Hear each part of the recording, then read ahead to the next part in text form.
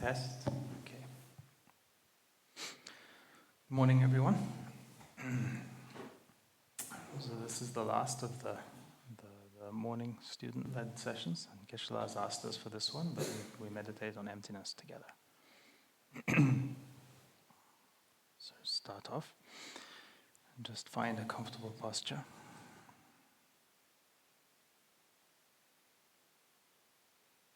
Feel stable, back straight.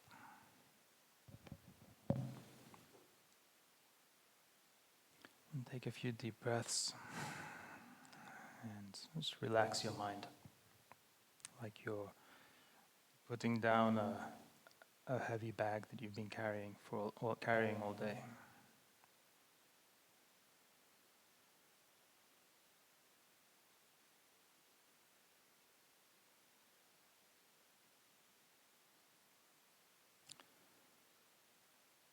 And then bring your attention to the sensation of your breath.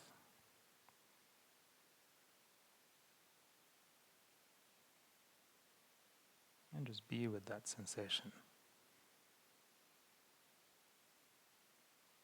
Holding your attention to it. At the same time, try to be aware of what your mind is doing. Whether your attention is on the breath or not. And whenever you notice that it slipped away, then just gently return it. Breath.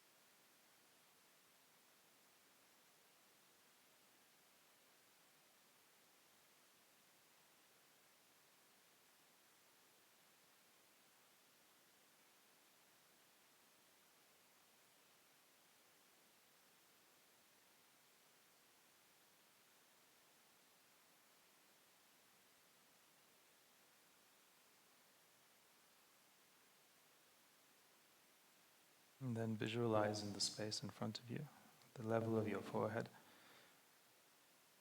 Guru Shakyamuni Buddha, your Guru in the aspect of Shakyamuni Buddha, completely made of brilliant golden light, seated on a jeweled throne, supported by 8 snow lions at the corners, with white bodies and turquoise manes, and on a lotus, sun and moon discs. Sitting cross-legged in the Vajra posture,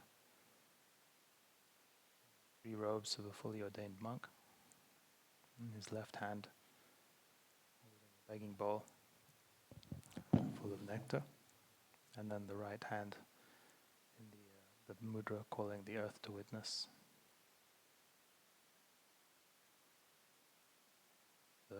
A radiant, peaceful smile, smiling compassionately at you, all sentient beings, total acceptance. I'm very pleased with your intention to practice. Imagine Guru before you in the aspect of Shakyamuni embodies all the qualities of great compassion, encompassing all sentient beings, omniscient wisdom, and vast power to benefit sentient beings in inconceivable ways.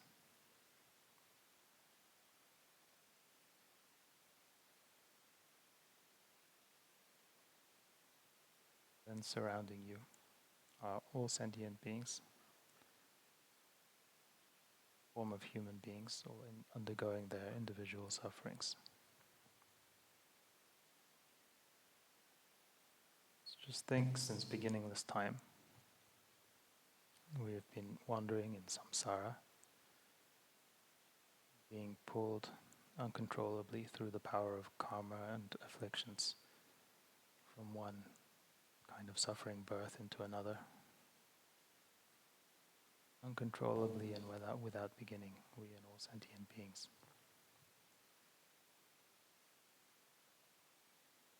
And then now finally at this time,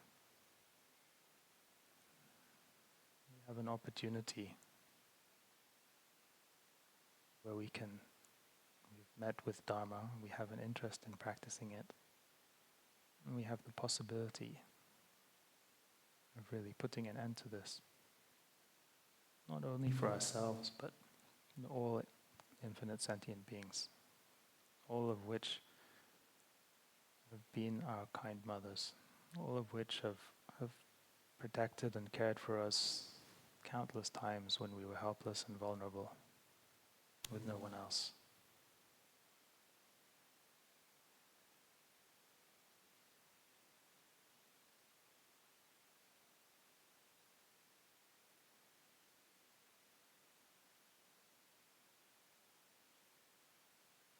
And to really help them.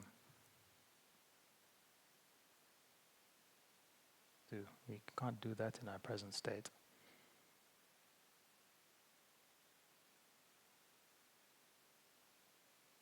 We have to attain the complete enlightenment of a Buddha.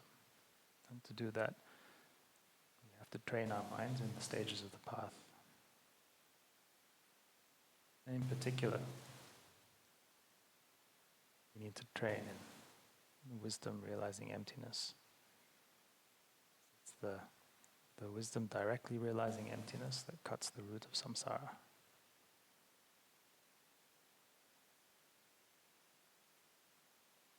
And to achieve this, we first need a clear understanding of emptiness.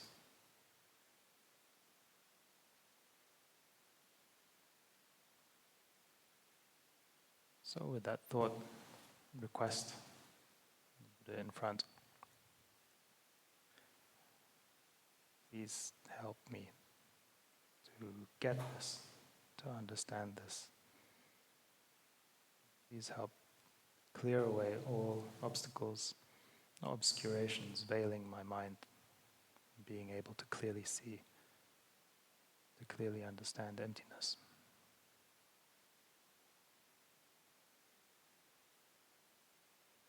That request,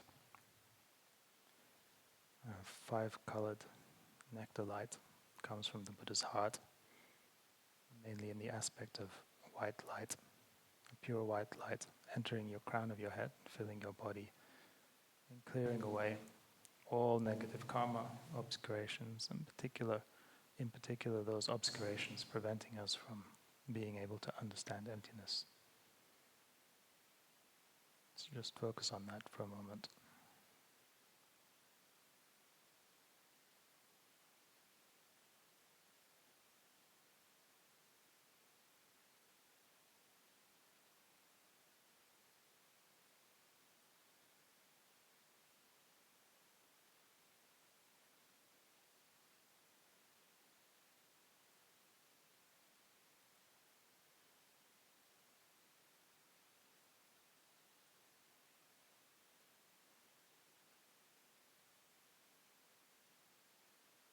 And with the same intention, request Guru Shakyamuni Buddha in front, please grant your blessings that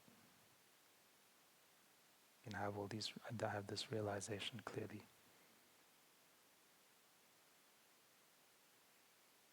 And with that request, stream of 5-colored nectar light comes from Guru Shakyamuni's heart, mainly in the aspect of a brilliant golden light, enters the crown of your head and fills your body, granting all realizations, bringing you to the very cusp of realizing it.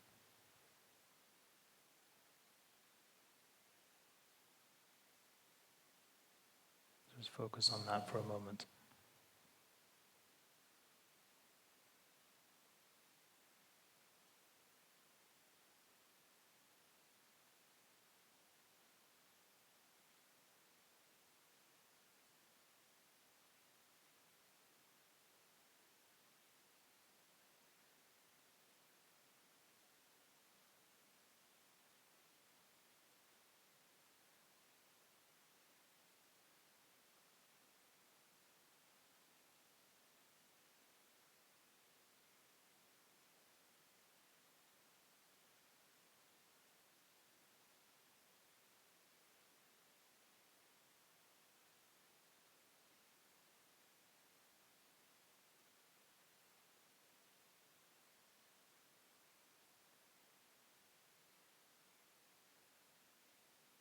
And feel your body is completely filled now with this brilliant golden nectar light,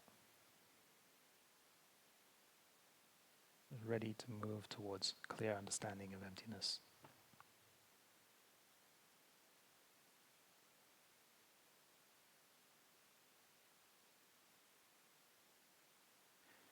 So bring to mind, we'll meditate on emptiness using 4 essential points, one and many realization, one and many reasoning. So bring to mind an occasion where you had a particularly strong grasping at the appearance of self, an inherently existing self. Could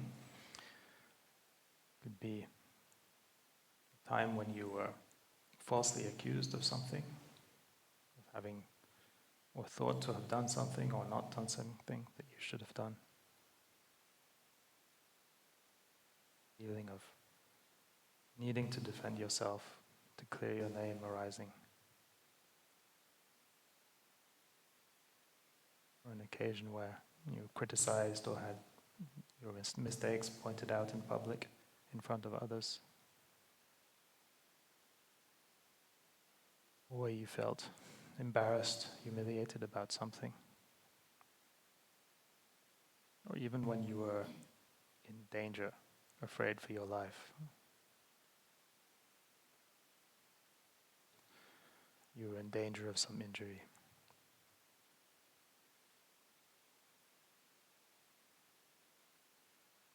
So bring this repeatedly to mind.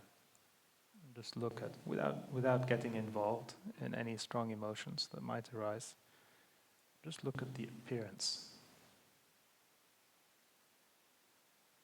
of I that arises and that you grasp onto.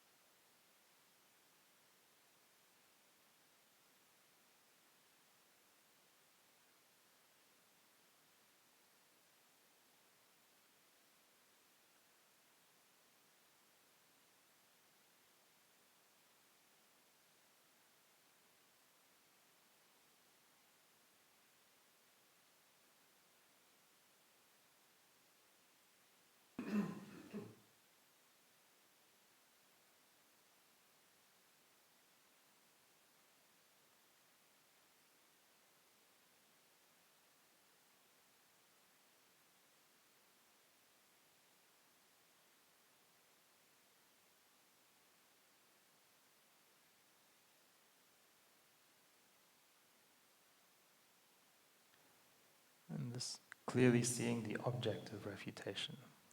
This is the most subtle and difficult point of meditating on emptiness. The logic is relatively straightforward, but the object of refutation is much more difficult. Try to examine at the same time as you're bringing to mind a sense of I. was particularly strong and prominent in the situation you're using, how does it appear? As Geshe-la had said, as if mixed with body and mind, but also inherent, something standing on its own, without depending on anything.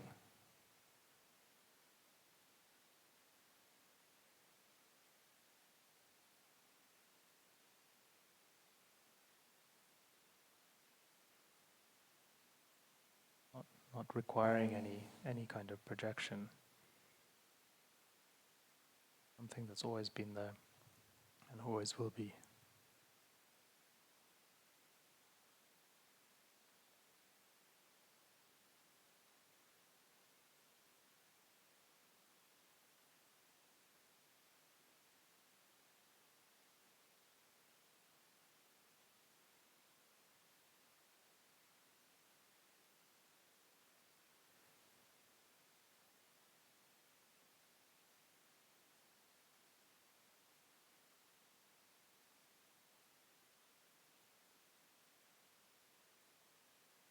If this were to exist in the way it appeared, this singular, independent way, permanent, what are the possibilities?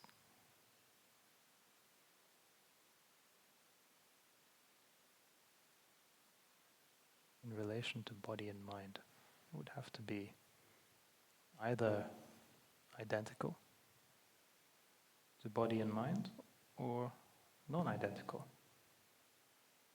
something different. There isn't a middle ground there.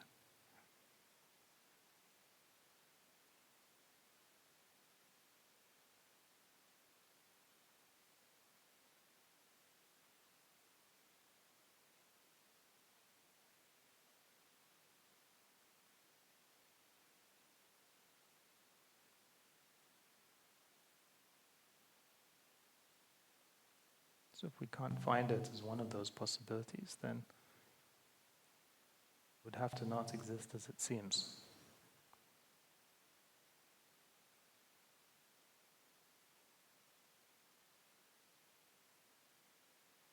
Where is it? Is it identical with body and mind? Seem a bit like that.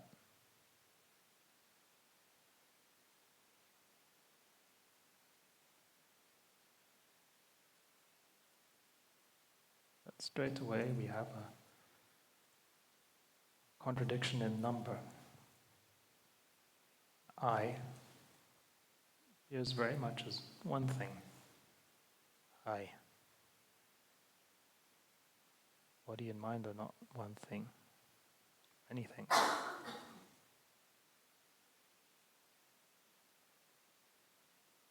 Spatially, our limbs, bones, tissues, different parts of our body, different thoughts, feelings, perceptions, and temporally, a rapid succession of different mental states over time.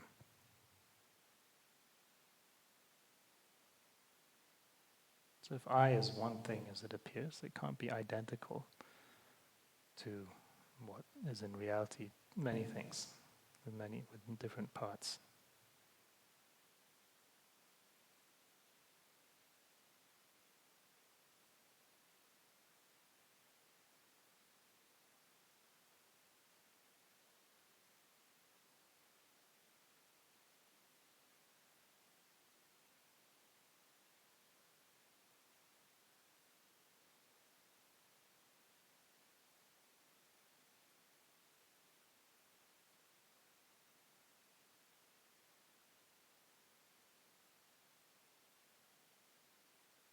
Or alternatively, if it was identical, because body and mind are changing all the time.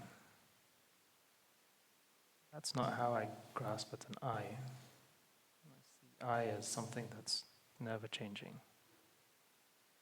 Although it might appear in different ways, but at the time I grasp it, it seems very much something static.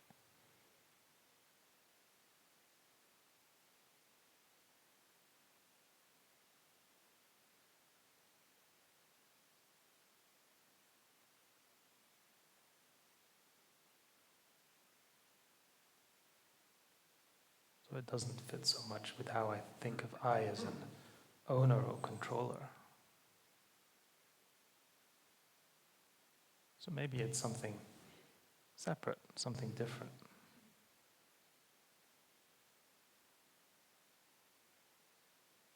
Does it appear like that?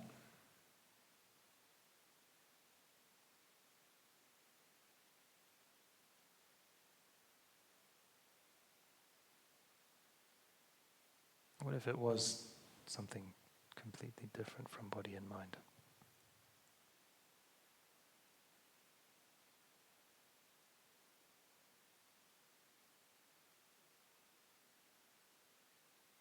That also doesn't really fit with how I grasp it, appearing as if mixed with body and mind. I also identify also with different, with body and mind. So I can't separate.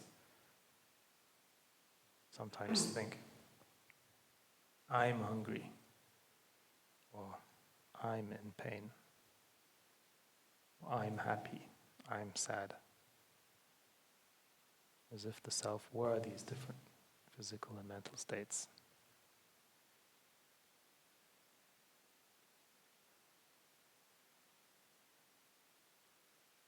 Can't really conceive of putting body and mind on one side and self on the other.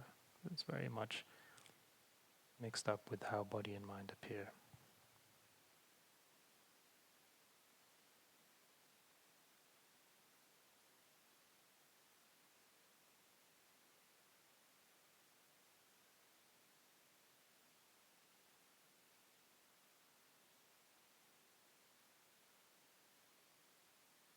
So it doesn't really work as something different, something unrelated either. It still looks as if it's unrelated to anything, like it's just its own singular independent reality.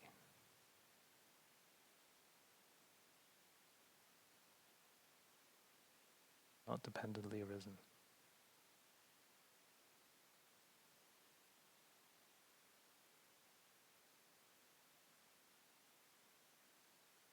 It's a bit like Geshe-la's example with the A the other day. Just have 3 lines arranged in a particular way, and then it becomes the A. And that's a convention we share, and we're conditioned since childhood to recognize that as A. And then when we look at it, it looks like it's coming from the other side. It's not requiring our participation. Like we're not making it up, we're just recognizing something that's there.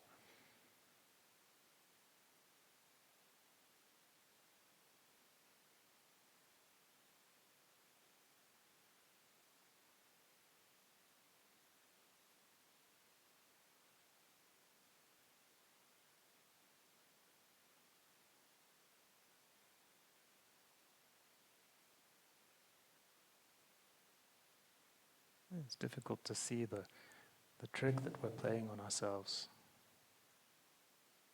This. But just as with seeing letters as having inherent sounds and meanings that we've been conditioned to since childhood, been conditioned to grasping at this I since beginningless time.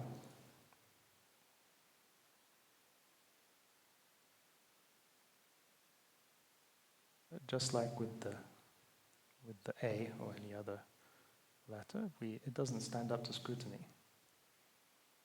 We can't find it. Playing the same sort of trick on ourselves. But it's ultimately something we're just making up. We're labeling. On top of that, we're ascribing this nature of existing inherently, of standing entirely on its own. Completely self-sufficient.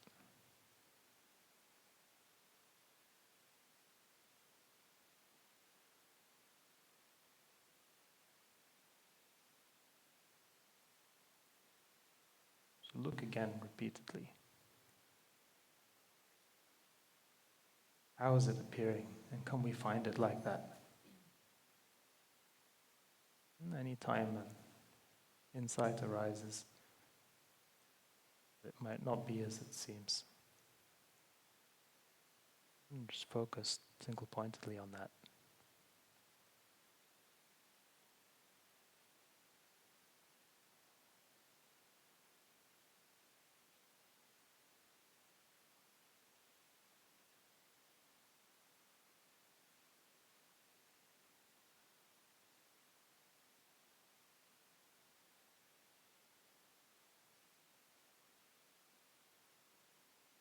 You can ask yourself, who is meditating? Look for the one who's meditating.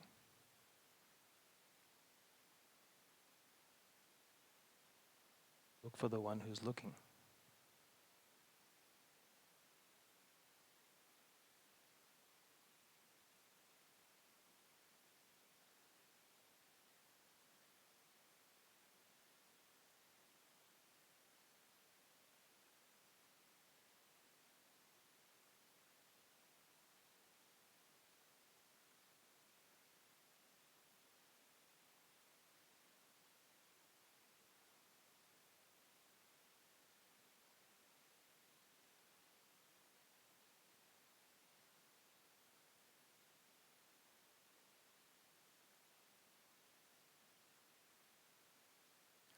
Then Guru Shakyamuni in front comes to the crown of your head, facing the same direction as you. The jeweled throne dissolves into the lotus. Shakyamuni Buddha becomes smaller and smaller, to about the size of your thumb, in the nature of light, and then descends through the top of your head, through your crown, past your throat, and into your heart. Feel some bliss. Shakyamuni Buddha's qualities comes one with your own, one nature with your own mind.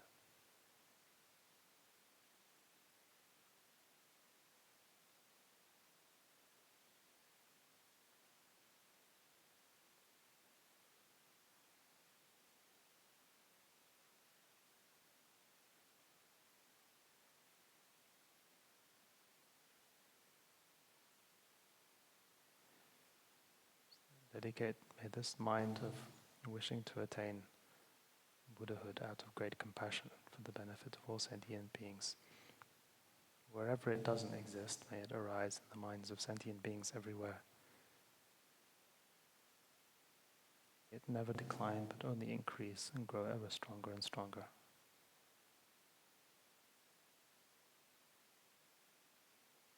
We and all sentient beings everywhere come to have a genuine insight into emptiness. And may that understanding never decline or degenerate, but grow ever stronger.